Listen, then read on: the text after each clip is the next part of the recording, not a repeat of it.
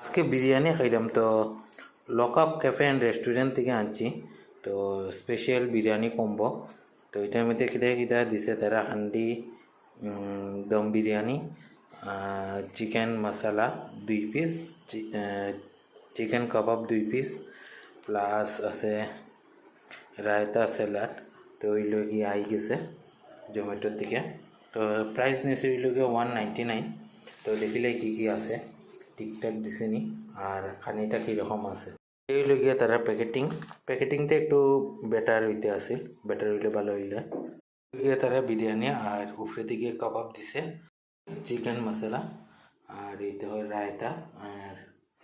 পেঁয়াজ দিছে শসা মানে স্যালাড দিয়ে দিছে তখন খাইয়া দেখমু এরকম টেস্ট তো প্লেটে সাজাই দিছে ওই লগিয়া বিরিয়ানির লগে চিকেন দিছে কাবাব আর 2 পিস ওই লগিয়া 2 পিস কাবাব দিছে আর 2 পিস ওই লগিয়া চিকেন মশলা তখন খাইয়া দেখমু টেস্ট কীরকম?